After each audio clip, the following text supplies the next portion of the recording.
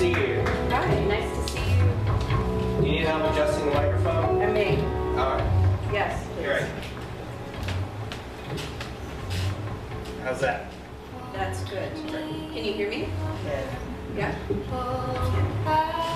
I understand you have something very strange that happened to you recently. Yeah. Like this week. Like this week. Okay, please indulge us. Yes, and before I begin, I'd like to actually say a little bit about myself. My name is Amelia, and I'm a grad student studying psychology in creativity studies, which means that, yes, I psychoanalyze everybody. But please don't be afraid. I will always smile kindly and nod. Precious human beings. So yeah, this semester I'm taking a poetry course, and I think that it's a typical poetry course. We share our own poetry, we share poetry from other people that inspire us, influence us. We create a discussion, offer feedback, ideas, thoughts, so forth.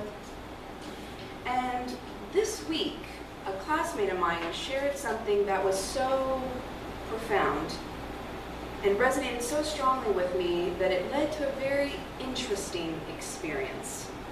And in my research, I study the creative process and the neuroscience that goes into it. And specifically, I'm interested in the state of flow. The state of flow is this altered state where you become completely oblivious to time and your surroundings, and things become mute, and you're just so in the zone. Like, what goes on there? Where does creativity come from? Are there outside forces involved? And as I was reading this piece that my classmate shared, he was talking about working with clients over the years, and he was talking about how the resilience of the human spirit and the intrinsic drive to transcend never ceased to inspire him. And then he shared this following poem. It's the strangest sensation to be happily lonely, to keep the thoughts of a universe safe inside a humbled heart. It's a whimsical place, to feel luckily bound in a body that won't misuse its wisdom. Pretty good, pretty profound. And as I was reading it, I felt the familiar sensation of flow starting to come. I felt like a poem burbling up inside of me, and I literally wrote in the discussion board, I feel that I'm being transported away. I feel that I'm being tucked inside the safety of my own heart. A poem is burbling up inside me. I will share it soon. And I could sense in my mind the words heart, safety, universe, whimsical, and they started to break away from his piece, and like dandelion seeds on the wind, form and reshape an image in my mind. And I felt like I was standing in the doorway looking as this image came into focus. And the words came down like beads, like a string of pearls coming down my arm and onto the page. And I have to say that this state of flow that is not unfamiliar to me. I engage in it quite often. I look for activities like improv or singing or 3 o'clock in the morning when inspiration finally strikes and I'm writing that research paper.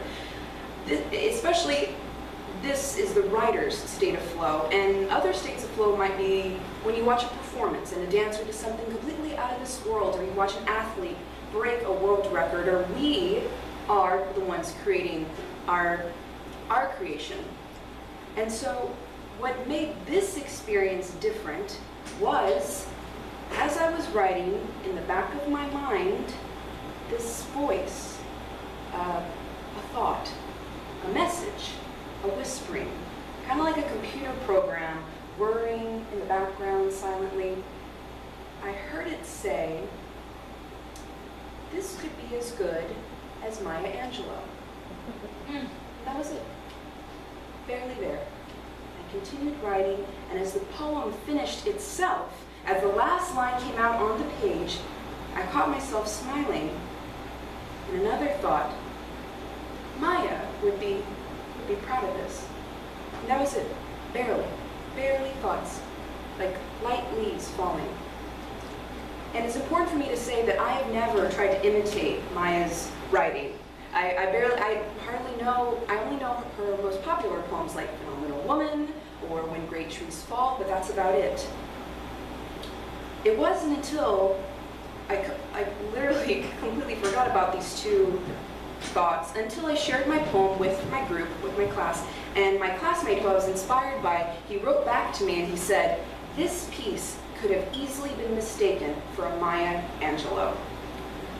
And I was like, whoa, that's kind of weird. And most people might be like, okay, that's interesting, synchronistic. But I was like, that's weird and interesting because, oh my God, I had these two thoughts in my head. Oh yeah, it was kind of like when you're walking down the street and you see a street sign and you're like, oh, street sign, you keep walking, you don't think about it. It's not until later when something happens and you go back and you're like, that street sign, yes, so vivid to me now, I remember. And I thought, why did I have those thoughts? What does that mean? So I grabbed my journal, I started writing, and I had to blink because I realized that I had tears in my eyes, and they were there by themselves falling down my face. And I thought, I just had this feeling.